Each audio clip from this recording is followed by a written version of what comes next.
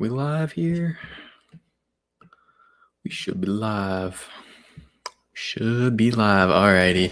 What is good? What is up? It's Jordan or Texans Thoughts, and we're back with another post-game live stream. And fuck me, man. I don't know. Y'all got deja vu? I got deja vu. Because I really hope, man. I hope that, this wasn't going to be another heartbreaker. I hope that this wasn't going to be another, last minute. We get our hopes up. We think Deshaun's going to have this legendary game-winning drive, and then we just can't hold on to the ball. I don't know why. I don't know what's going on, but we literally dropped the ball. Literally. What's up, everyone in the chat? How y'all doing? Thank you for coming out. I just can't believe it, man, because I don't know. I don't know what it is. I don't know. Bill O'Brien, he's got a curse on the Texans. He cursed us on his way out of energy or what it is. But for whatever the reason, we just keep fumbling. It's horrible. It's pain. Life is pain sometimes. Houston Texans fan 101 says, absolutely. I'm in pain, man. I'm sure y'all are too. But, another week done. Moving on. I hate losing, man. I hate losing so much. I'm sure y'all do too. Even though the season it's done. It's over. It doesn't matter. I still hate losing. It still irks me. It doesn't matter if it's the Colts, doesn't matter if it's the Bengals. I still hate fucking losing. This is a very winnable game. We should have won this game, no question. We let Brandin Allen, who the fuck is Brandin Allen, throw for 300 plus yards against us? That's a disgrace, man. That's a disgrace. But you know what? It's a tough game. TJ Weaver says it's a fun game. It was a rough ending though. And I'll go through some of the positives of today. And I think the main one that I've seen people talk about is David Johnson. Is this finally the David Johnson that we traded for? Is this what we were hoping to get all along? Obviously. But I think, in my opinion, we got to kind of calm the hype on David Johnson. Yes, he had his arguably best game of the season. I don't think that's arguable even, actually. But I think it's a curse, man. We know it. Matthew Reed, thank you for coming out, brother. David Johnson, with running backs in general, I've been preaching this all season long.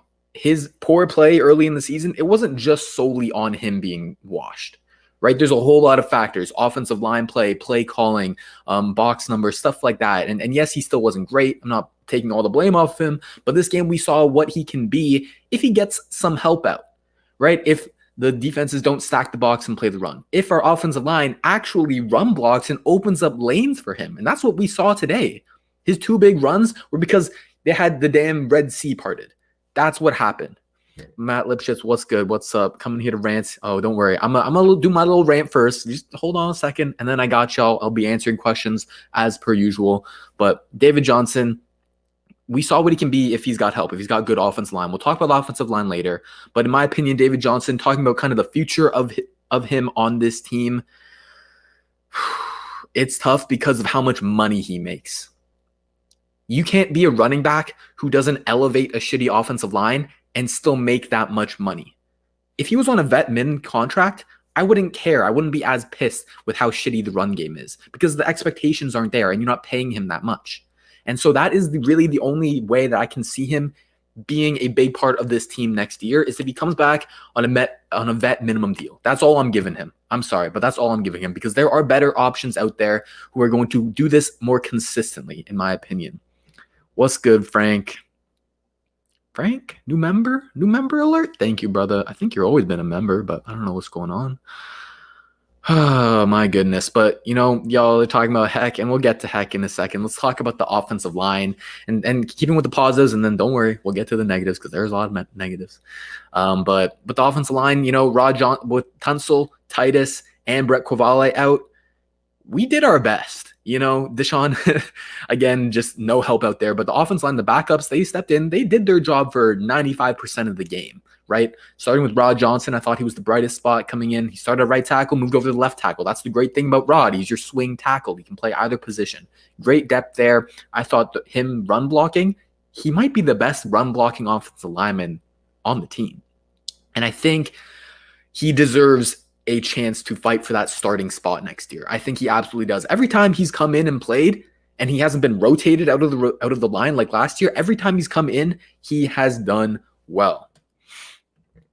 Okay, makes sense, Frank. Makes sense. All right. Then Max Sharping, he also played well. Probably the worst play of Max Sharping was just that false start. That's literally it. Everything else, he played well. And you have to continue to build on that because he is one of the young potential building blocks for that offensive line. Him, Titus, and Tunsil, those are the three. Those are the three you can hope to count on. And if we can get something from Sharping, which I do think we can, we see the talent is there. We just need to yeet Mike Devlin out of here, get a legit offensive line coach, and stop yanking him in and out of the lineup, and he'll be good. But then Charlie Heck. Let's talk about Charlie Heck. And the commentator is saying, "Oh, this offensive line is doing so great. No sacks allowed." They jinxed the shit out of that. They jinxed the shit out of that. And I've not been a Charlie Heck fan since we drafted him. I hated his tape at UNC. I hated when we drafted him because it was horrible value and we didn't need a tackle. And I hate it even more now when we finally see him get some snaps. It's just so frustrating, man. It's so frustrating to see just such a big play. I like to think about mistakes as like there's quiet mistakes and then there's loud mistakes. And throughout the entire game, Charlie Heck, he didn't make a lot of mistakes in general. He didn't make like even the little mistakes that he'd make, there'd be like quiet mistakes, not big impact mistakes like forcing a fumble, allowing a sack there, right? But then the one big mistake, the loud mistake that he makes, game altering. And so that's what's so frustrating. So that's what's gonna like eat away in your mind and think Heck is horrible. Heck played a decent game for a rookie right tackle, just kind of being thrown in there, not expecting to play today, but he did a decent job for 95% of the game. It's just that one play that really stood out. And then I think there was another snap as well where he got fooled and he let a guy go right by him on the right side. But oh my goodness. I'm going to be thinking about this work. I feel you, Jacob. I feel you. Brandon Allen, man. We'll talk about the defense because holy shit. But what else for the positives? What else do I got written down here on my little cheat sheet? What to do about the offensive line in the future? I think, like I said, Rod Johnson, I think he deserves a spot to contend. I think him and Heck, maybe they battle it out for the right tackle spot. I think Heck is better just as a swing tackle, leave him as depth. And then, I don't know, do you want to move Titus to right guard if you have Rod Johnson at right tackle? Titus has shown he can do it before. That's where they started him off in his career. But in my opinion, you've invested a first-round pick in this tackle. He's been a tackle all his football career. And that's where he's getting comfortable here in his second year. So I don't know if you want to really mess that up, take that risk. Like, can he do it? Sure. But having a stud right tackle like that is still very, very, very valuable. And so, I don't know. You can try it out, experiment it in camp. I think talking about kind of X's and O's wise, what a move to right guard for Titus could do for him is kind of eliminates right this year. He's kind of struggling with inside moves when guys are going inside on him and he's allowing them to get inside of him. And then the other thing he's struggling with is in the run game is making reach blocks.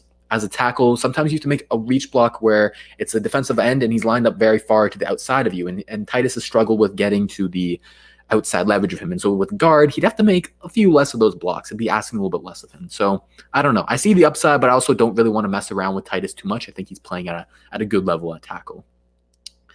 All right, another positive. This is like in between. We got positives, we got like a little bit in between, and we got the negatives. I think Keon Crossen, he showed out early. Early, he was looking like the damn defensive player of the year, right?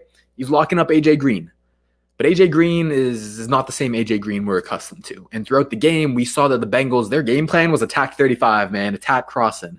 And he had some ups and he had some downs. I don't think that, he's going to be a starting cornerback for us next year. I don't think that. But I think he can be valuable depth. I think he's an athletic dude. He's fast. He's shown that he can find the ball when he gets beat. He can recover and he get his hand back in there, kind of like Arion Conley, right? And so that's a very, very valuable skill set that no other Texans DB seems to have on this roster. I mean, he's actually someone who can turn around his head and find the damn ball. That is something we haven't seen all season. So I love that. But I don't know that he has the hip fluidity to keep up with a wide receiver 1, a wide receiver 2 even. So I think ideally you bring him back for the season. I think he's still under contract, but you bring him back and you have the expectations of a cornerback 4, possibly fighting for the nickel spot with John Reed as well. I think that's what I would do with Crossen. You don't want to jump the gun just off of like a 2-game sample size, right? But the bigger rant that I have with the whole Crossen scenario is the fact that it's just a huge pattern of the Texans, of their coaching staff and their inability to evaluate talent. I mean, Crossen might not have been perfect today, but he was a million times better than Phillip Gaines. better than Vernon Hargreaves as well. And so the fact that it took us till week 16 to even week 15, I guess we saw a little bit to even see what he got and a bunch of injuries. The fact that it took all of that for him to get out there on the field, like it just blows my mind. Like, I don't know. Was this dude that trash in practice? I don't know. I don't think so, because we've seen time and time again, doesn't matter the position, the Texans are horrible at evaluating their own talent. Fundamentals, Jacob says it best. Crossing them well, if only had more snaps early. Exactly. That's the thing. He's still a relatively young guy. He was with the Pats, and then we made a trade for him. I think it was a 6th round pick. And he hasn't gotten a whole lot of like actual starters reps. And so with cornerbacks, so much of it, it's a hard position to transition to. And so much of it and your development comes from in-game reps. That's the best way you're going to get better. And so hopefully he's got something to build off here and clean up some of his mistakes. The last positive we're going to talk about is Brandin Cooks. And Brandin Cooks had a hell of a day. He showed that, he can still take the top off of defense when he's running these deep crossers. I think he doesn't have the elite speed that he used to have, where he's just going to run past any single cornerback in his way. But if you give him a double move, a little stutter and go, he'll run back past William Jackson III. That was like, he's a hell of a cornerback. And so he had a great day. I think his chemistry with Deshaun has only gotten better as the season went on. Do y'all remember the beginning of the season when those two were just clearly not on the same page, and we were all panicking and we thought Brandin Cooks was washed, and it was ugly. It was ugly, to be honest. But I think he's making his case to be brought back next season for sure. He's making his case. And in my opinion, I don't know about that, because at his price tag, I can't have him be a wide receiver too. Hey, Jerome T. Green. Thank you so much for the donation. $7. Lost 7 games by 1 score, man. This sucks. We've been unlucky, but I feel like we get the right coach and be back next season. I feel you, Jerome. Thank you for the donation. 1-score games are tough in the NFL. You can't hang your hat on always winning 1-score games. Last year in 2019, we were 9-3 in 1-score games, and that's why we had a winning record. This year, not the case. And yes, some of it has been unlucky. Horrible fumbles, missed snaps, just horrible, unlucky stuff that comes down to one play, really. But I think it goes to show that like the elite teams, they don't have their games just hang on of one play in a game. You know what I mean? They're not in that position where it's a close game in the first place. We have to ask ourselves, like, why are we in this close game position in the first place? Because we didn't play well the first 3 damn quarters, right? So I feel you though. I hear you. New coach, new GM. We hired the right guys. This team can turn around quickly. I believe that. But going back to what I was saying about Brandin Cooks, and in my opinion, he can be a great wide receiver too for you. I like the duo of Will Fuller and Brandin Cooks. They give you big play explosive ability, which is what Deshaun thrives with, right? And so I like that a lot for sure. But he's making $12 million next year, I believe. That's too much for a wide receiver too. So you got a couple options. Number one option, in my opinion, try and restructure him. Try and give him maybe some more guaranteed money, because he has no guaranteed money paid out by the Texans right now. Give him some guaranteed money for a lower cap hit. That's one way you can restructure him. Second option that we can do with him is trade him. Maybe he doesn't want to take a pay cut. That's fair. That's fine. He wants to get paid. He's nearing the end of his career. That's fine. I get it. Always get paid. Always try and get paid. I'll always preach that for the players. So if he doesn't want to take that pay cut, you try and ship him off. You try and get as much value possible for him, and it sucks. It sucks that we only got 1 year of production out of him for a second round, but you got to do what you got to do. Hopefully, ideally, you can get a 3rd round pick back in return for him, or maybe a 4th and a 5th. Maybe that's the best option, but you got to get something. And then the last option is obviously, if nothing works, you got to cut him. You're not going to have any dead caps. So you're not going to take a big penalty, but it would be suck. It would suck for sure. All right, let's get on to the negatives, and then we'll go over y'all's questions. Thank y'all for coming through. We got 100 people in here. Thank y'all so much for showing support. Hit the like button, subscribe if you haven't. Follow me on Twitter at Texans_thoughts. Check out the website, Texans Unfiltered, and the podcast that I am on. And yeah, all right. So let's get into the negatives. And I guess obviously the first thing is the defense, man. Who the fuck is Brandon Allen, man? Who the fuck is Brandon Allen? It's kind of just atrocious that we're allowing the Bengals with so many injuries to their offense. No Joe Burrow, no Joe Mixon. Their offensive line is banged up. They got no Tyler Boyd. Oh my God. It's crazy, man. Our defense. And so from that viewpoint, definitely our defense is the major factor in us losing games, right? So I get why people want a defensive head coach. I get why people are on the Robert Saleh train. Hell, I'm on the Robert Saleh train. He's my 1B, but he's not 1A.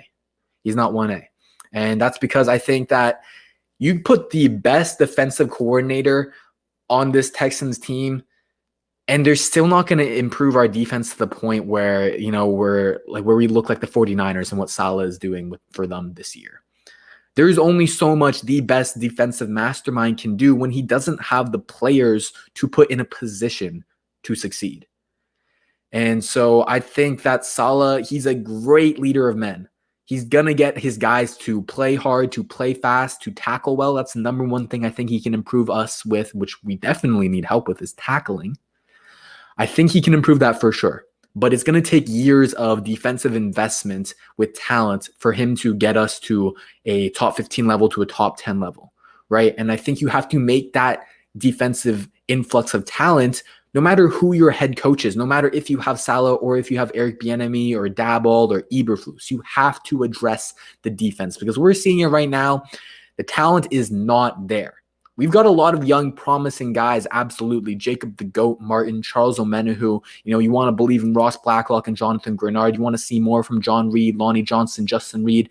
You hope Justin Reed and Zach Cunningham can have bounce-back years. I believe they will once they have actual competent coaching staff. If I see another screen pass go for double-digit yards, absolutely. It's little things like that definitely – Saleh is definitely going to improve this defense and do a better job than Anthony Weaver did, just by basic game planning and being willing to adjust and hopefully stop something. But hey, what's up?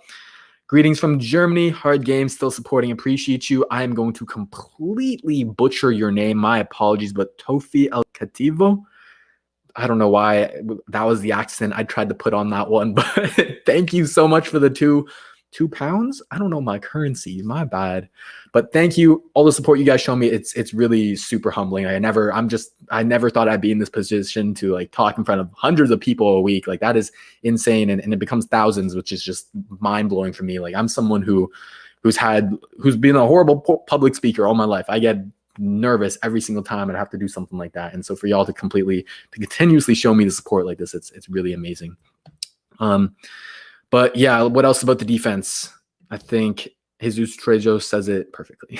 The secondary sucks. The secondary sucks. Absolutely. And, is there anyone in the secondary that we can look to and be like, okay, I believe in him. I want him back. For me, it's really just Justin Reed. I think he can still be a high-level starting safety for us. I think Lonnie Johnson, I think his best position is as that third safety for now. He can still continue to work and develop. He hasn't even had an offseason to work at safety, and he's gotten better over the season. And I'm going to be making a video, if y'all are down, to kind of showcase Lonnie Johnson's progression at safety, what he's gotten good at, what he still needs to work on. That's going to be one of the main film breakdowns I make during the offseason. So that should be fun. But that's a euro. My bad. I don't know nothing. My bad, Dan. Hey, it's my guy Dan with the I want to say aquarium, but it's not like aquarium. Got them exotic water animals. He's dope. But what was I gonna say? With the secondary, I want Roby back. I really want Bradley Roby back. I think he's great value at his contract, but I don't know how the new GM and new head coach is going to value a guy who he's made some mistakes in his time here with the Texans. The PEDs was not the first time, and so I'm not going to dive too deep into it. But I don't know, man. I would love him back, but it's all down to the head coach. But other than those guys, there's not a whole lot to get excited about. You want to get excited about John Reed, but we have not seen enough to kind of say, hey, we got John Reed. We don't got to worry about slot cornerback, right? We haven't seen that. We haven't seen enough of that just yet. So I think when you're going in the draft, you're going in the free agency, everything is on the table. Cornerback, safety, nickelback, it doesn't matter. Address it all. Get the best player and add talent to this team for sure. My man remembers me. Of course, brother. Of course. I remember y'all. I appreciate y'all. Crossen legit. Think Reed is slowly losing value. Hey, if y'all follow me on Twitter, y'all would have seen me have a hot take where I said you trade Justin Reed near the beginning of the season for Michael Gallup. And I knew I was going to get ratioed because people love Justin Reed. I love Justin Reed. He's one of my favorite players on the team. But we've seen him decline a little bit. It's been his worst year. It is what it is. I'm not going to sugarcoat nothing. It's facts. I think anyone can see that. And so I think he's at the point where you're not going to get a whole lot out of him, out of a trade value perspective. I mean, he was a 3rd-round pick in the first place. Maybe the best you get is a 4th-round pick if a team really believes in his skill set. But I think he's someone he's a hard worker. He's an athlete. He's a smart player. And you give him a good coaching staff, and they're going to coach him up to play to his strengths and put him in the best position to succeed. And I still think he's someone that you need to bank on at this point to be a plus player on that side of the ball. Conley on a cheap deal. Potential Unleashed asks. Absolutely. I think Conley, give him a 1-year prove-it deal. 1 year, $6, $7, $8 million.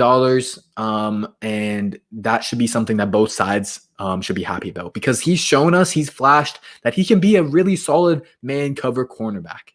I sung his praise a whole lot. I still believe in him. And I think that I hope that he's going to come back healthy and hungry to prove himself. And this could be a very good situation for him, because we're a team that we've shown that we believe in him and that he's had success here, the most success in his entire career. And so I really do hope that they re-sign him. Dan the Best. Hey, thank you for joining the Texans Thoughts team. Welcome, my dude. Appreciate you showing support. If you guys do want to join the team, it's a $3.99 a month membership. You hit that join button just below the video. It should be right beside the subscribe button, and you'll be getting exclusive content, exclusive monthly video once a month that you guys can vote on. And you also, right now, leading up to the draft, I've been putting out so much NFL draft content. There's about 5 or 6 videos on about four prospects each video. So that's like 20 prospects already that I've scouted. I've been breaking down the film. I've been watching, giving you all my kind of live, unedited thoughts. I get to watch the film, and you guys get to hear me talk about prospects I like and dislike and targets for the Texans. So that's another big part of the membership.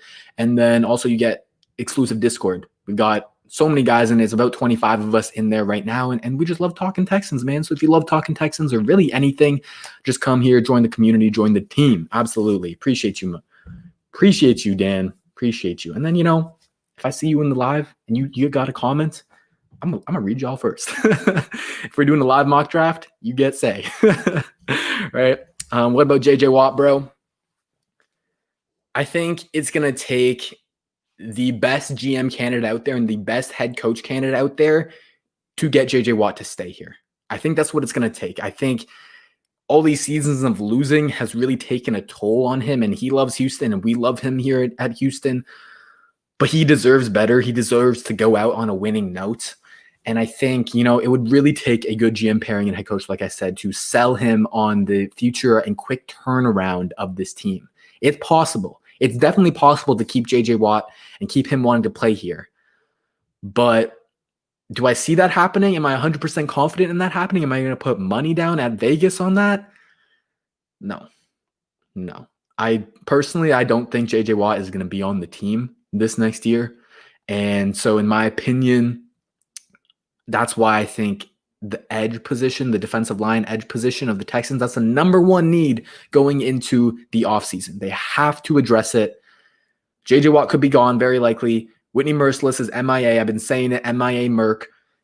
He's basically irrelevant at this point. You got young guys in Jacob Martin and John Grenard, but they aren't proven starters. And you can go out and sign a Yannick Ngakoue, a Bud Dupree, a Shaq Barrett. Those guys are proven success over years, tackles for loss, sacks, whatever it is, pressures, they are proven. And so I'm going to pay those guys every day of the week, right?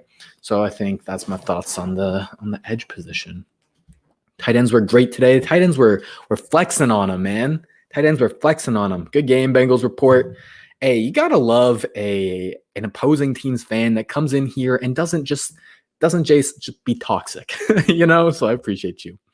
Can I get a tighten up? Mike Vrabel, what's up? Nah, fuck the Titans. It's time for a change. We need a better offense and defense. Tight end, running back, wide receiver, both through the draft and free agency. Absolutely. We're going to see a lot of turnover, I think, in this offseason. Henry Jack, most definitely. The fight from Brown and Fells to get extra 10 yards on them plays. Woo. Yeah, man, those are some big boys. There's some grown men. They were playing like they actually cared, like they actually had some heart, and they want to win this damn game. And you love to see that. You love to see that. It's fun. Like, you want these guys to be out there having fun, playing their hardest, and loving football. And we've gotten away from that a little bit here, but those two plays definitely look like they love football in that play. And I love that. We need O-line and D-line. I'm with Charles. Charles is a smart man. Charles knows that winning teams, they are built through the trenches. They are built through the trenches. We can no longer allow Deshaun Watson to be constantly pressured from the offensive line. The interior needs a big upgrade. Absolutely. I think 2 new faces are due. Nick Martin and Zach Fulton. We got to get 2 new guys in there for sure. Defensive line, just talked about it. Definitely.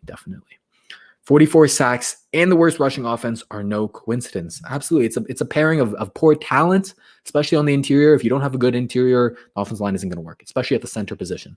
And it's also Mike Devlin. Mike Devlin got to go. He does not deserve to stay on the staff for another second after that Titans game. Absolutely. David, let me get to this first. Charles Dunn and Ross ain't a bad D-line. No, they're not. They're good little rotational pieces that you want to see that they can continue to build and continue to improve and develop. Definitely Ross, we got to preach patience with him.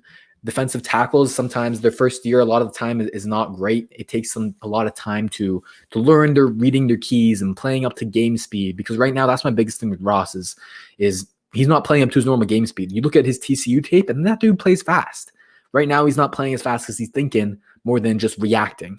Right? It's not comfortable yet. The game hasn't slowed down for him yet. And then also another thing I'm noticing is he's not grown into his grown man body. He's a little bit small for the one tech position that they want him to play, and even 3-4 defensive end. And so he needs to get stronger. He got NFL strength and conditioning. It'll help. He didn't really have a full rookie offseason to get stronger, and that will definitely help him as well. I said him as a positive. David did good in the second. He was my first dang positive. Y'all might have missed it. It was the first thing I talked about. Time for a Clowney comeback. Hey, I'm one of the biggest Clowney fans out there. I'm sorry if you don't like him. It is what it is. I love Clowney. He was one of the guys who I just got so hyped up about for, man. And maybe it's the fact that he's number 1 pick. Maybe it's the fact that I love defensive linemen in general, and especially athletic freaks. But I would welcome Clowney back in a heartbeat. Give him a 1-year prove-it deal. We need his run defense. And we've seen how to use him as a pass rusher. He might not be the most consistent guy on the edge. He'll get you pressures, but he won't finish, right? But where he was consistent is in the interior. And I think you line him up in the A-gap, you blitz him from there, he's going to wreak havoc. And so I think he's definitely a good value pick to bet on. Yes, sir, Maddie. Yes, sir, he did. I feel like our backup line played better than many of our starters. Hey, you ain't wrong, my dude. You ain't wrong. Rod Johnson, Max Sharping, they were actually creating push. And we should preface this by saying the Bengals D-line is hot trash. But you still got to give Rod Johnson and Max Sharping their praise because they did well. They definitely did well. I would love to see more of them in the future. Bengals fan here, had a Merry Christmas and have a Happy New Year. Hey, we love non-hostile other fans because at the end of the day, we all NFL fans. Appreciate you. Merry Christmas, brother. Merry and Happy New Year. Thank you for not being toxic.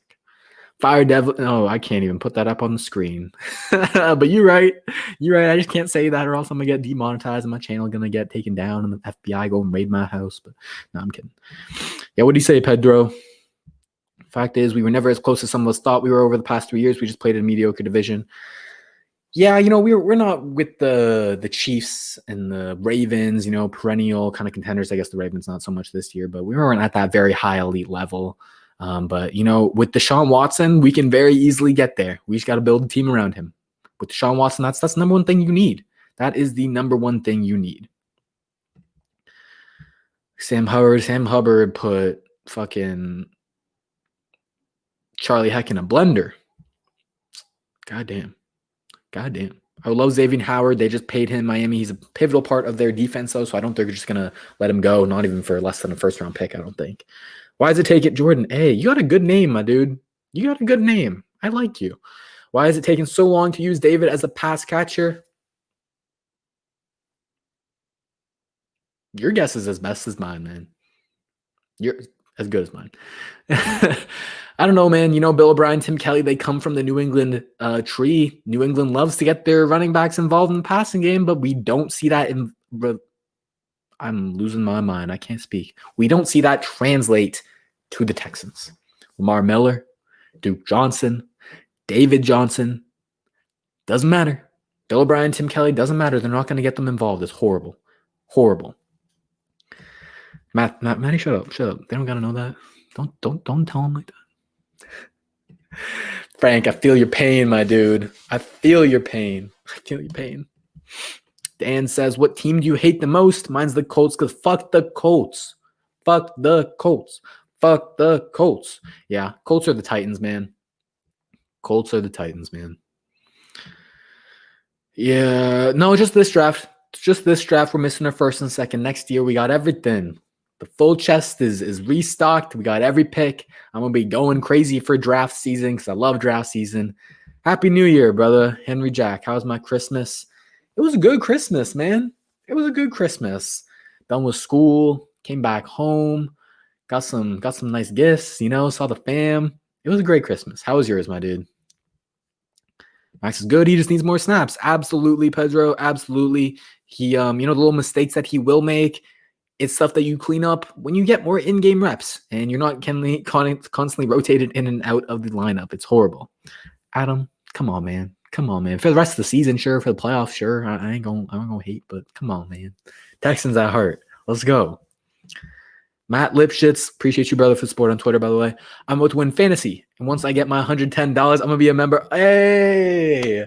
Oh, shit. My dude, Matt. Thank you, brother. Thank you. Thank you so much. Appreciate the support.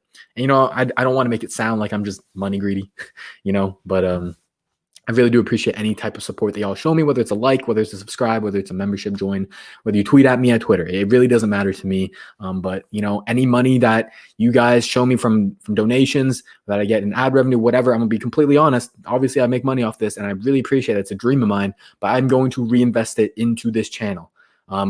Next year, started 2021. I already got some purchases lined up. I already got some purchases to improve the quality for you guys. So be on the lookout for that for sure. I got so scared when Watson got hurt, thought it was a broken finger. Did they give any updates? I haven't checked on Twitter. Yeah, it looked like a broken finger. You saw like his finger got bent back when he got in the face mask, and then he was like trying to wiggle it. He was trying to wiggle it when he was going down. Not the greatest. It's definitely scary, but I think he'll be okay. Where was his running from David early in the season? Line wasn't blocking for him. But he also, to be fair, he was also making some good cuts today. He was making some good cuts, and I said it in the last video, but when David Johnson has some time off, when he comes back from an injury, from COVID, whatever it is, when he has some rest, when he can be fresh, he shows a little bit more of his juice. He shows him a little bit more of his cutting ability. And so I think the best way to get the most success out of David Johnson is if you run him in a committee. He's not a guy who's going to be a bell cow back playing 70, 80, 90% of the snaps anymore. That's not who he is anymore, and that's okay. That's okay. So if you want to bring him back on a vet min contract and you want to add another running back or two, great. I think that's the best way that he can be used, and mainly in the passing scenario. Which college running backs are a possible pickup for us in the draft? Hey, Dem Morales is a fellow draft lover like me, and I'm going to give you all my running backs. I like, for in our range, Zamir White out of Georgia, very powerful, tough runner, kind of compare him to Carlos Hyde. Jarrett Patterson, absolute beast. They call him Jet for a reason. Big play waiting to happen, but he's also a very detailed, nuanced runner. He's very good at using his vision and using his cutting ability to manipulate defenders out of the hole. And he runs tough, he runs hard, he tacks on extra yards. Absolutely love Jarrett Patterson. Puka Williams. I just watched Puka Williams earlier this week. Y'all got to watch Puka Williams out of Kansas. He's a little dude, but he's got the juice. He's got the juice for sure. He'd be a fun addition. I like Trey Sermon. I like CJ Verdell. Who else do I like? Oh my God, I'm blanking on the names here.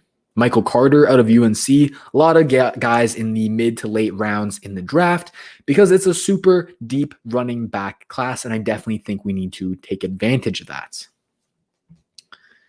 Fuck the Colts. Fuck the Colts. You said it. What draft picks we have in the 2022 season? Every single one, my dude. Every single one, my dude. All of them. Matt knows. Texans defense ass. Yeah. What I think about David Johnson today, he did pretty good. Yeah, I kind of just talked about it, but when he has the offensive line helping him out, he's gonna look better. He's gonna look better. All throughout the season, we never saw the offensive line freaking open up holes for him. That's what it is. I really feel that we can be a playoff team next year with a different coaching staff. I think so. I think, Pedro, I think you're absolutely right. I think it's more than possible for this team to turn around and start winning more of those one-score games that we talked about earlier. And, we make additions. We hire the right GM because that's where it all starts from. It all trickles down from the GM. Hire the right GM, hire the right head coach, and start to pay.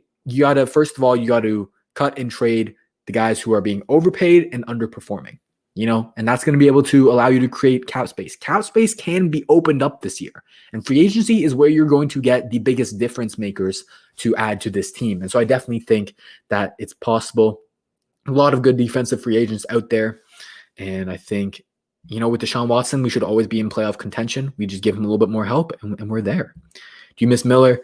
Y'all, I'm assuming you're talking about Lamar Miller. Fuck the Colts. Yeah, okay. Lamar Miller, that offseason in free agency, I thought we won free agency, man. We got Brock Osweiler, the top quarterback on the market. We got Lamar Miller, the top running back on the market. And we got Jeff Allen, one of the better interior offensive linemen during that free agency. And I thought we were coming for the Super Bowl, man. I thought we were coming for the Super Bowl.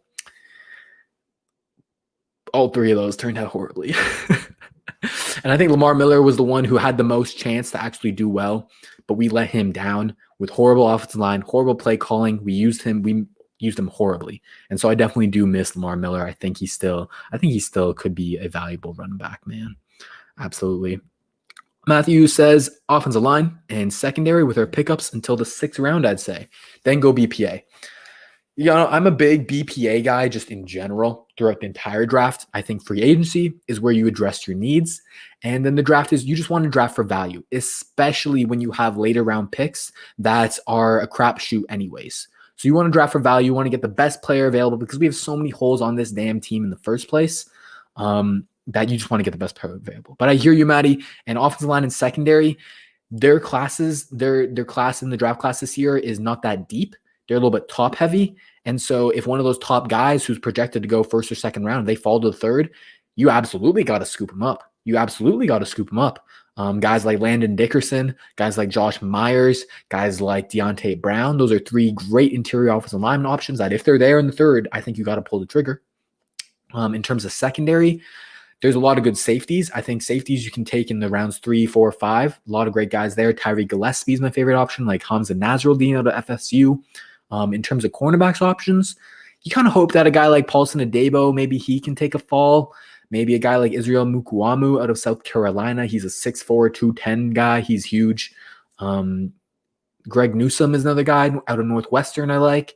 But cornerback, there's some other later round options that I like as well. And I'll definitely be doing a whole lot more draft talk on the channel, doing individual player breakdowns. I'll do player rankings, give you all my top 5, top 10 Texans targets at each position. I'll definitely be doing that for y'all. All right, let's keep it moving.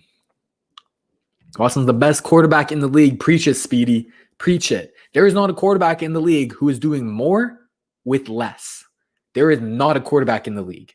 Not a quarterback whatsoever. You look at Patrick Mahomes. Patrick Mahomes probably has some of the most help in the entire league, right? He's got the talent.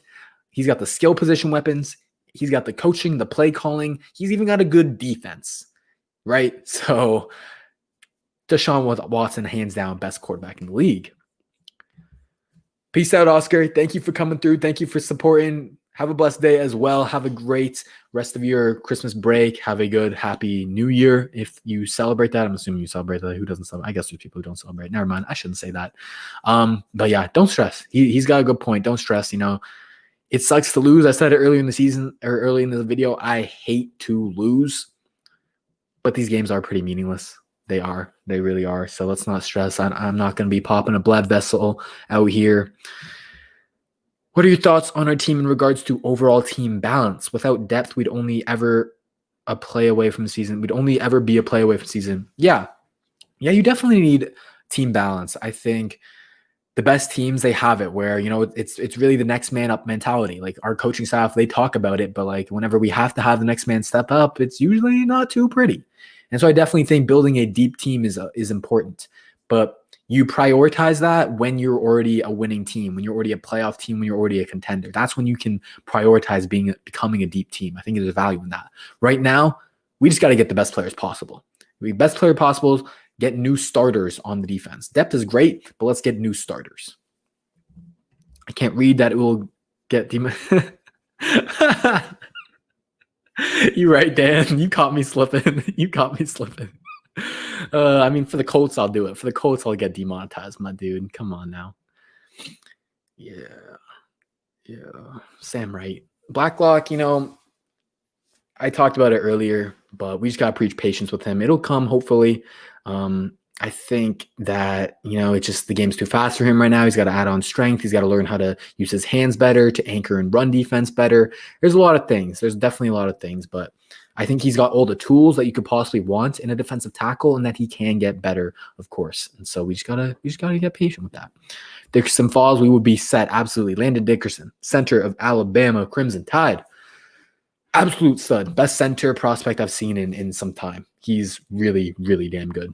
I think you'd be instant day one starter at center. Got to head out to Love the Live. See you, bro. See you, Matt. Thank you for coming out, brother. Get that $110. Get that bread, man.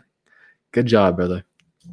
Defense needs a lot of help. Absolutely. All right, I'm going to wrap up the stream here in a second. Just going to finish out with these last couple comments.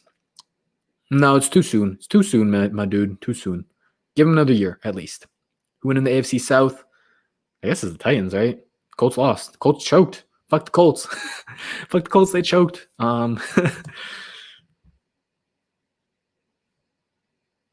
Hey, you said it, not me. Hey, YouTube. He said it, not me. Thank you, Mr. Shaw. Thank you for showing support, my dude. My man sacrifices. Also, freak the Colts. Freak the Colts. Freak the Colts, Ronald. Freak the Colts. Alrighty. So in terms of what I got planned for this week, I'll be putting out a poll on kind of type of video that y'all want to see from me. I'm either thinking about, break down the film of this game, kind of look at the bright spots, kind of look at, the offensive line play, Rod Johnson, Max Sharping, Charlie Heck, maybe some Keon Crossen stuff, some Jacob Martin stuff. Because I didn't even talk about Jacob Martin today. Fuck me. But he played a hell of a game. Absolutely. Or we could either do that. We can look at the film of this game, or we can look at, another head coach candidate. Y'all seem to love my head coach videos. If you haven't checked them out, I've done one on Eric Bieniemy, Robert Saleh, Joe Brady as well. I'm going to be doing a Matt Eberflus one. I hear y'all's comments. Don't worry. I'm going to be doing a Matt Eberflus one. That will come later, though, after the season is done. I got a special one planned for that. Going to have a little special guest. And then, so the next one I'm thinking is either Brian Daboll or maybe Brandon Staley. He's kind of my X factor. Not my X factor, my dark horse candidate. Maybe one of those two guys. So I'll be putting out a poll on Twitter, on YouTube. So if you're subscribed, you'll get that poll. And you have to vote on what video y'all want to see. So definitely the GOAT. Thank you, Ronald. Appreciate you, brother. EB 2021. We got a lot of EB fans in here. Definitely go check out that video I made on him, making the case for him. But thank you all so much for coming out. Hit the like button, subscribe if you haven't, comment down below, of course, your thoughts on the video. And, another week, another L, but it is what it is. The season is moving on. We're almost done. We're at the finish line, and the future is bright, man. The future is bright.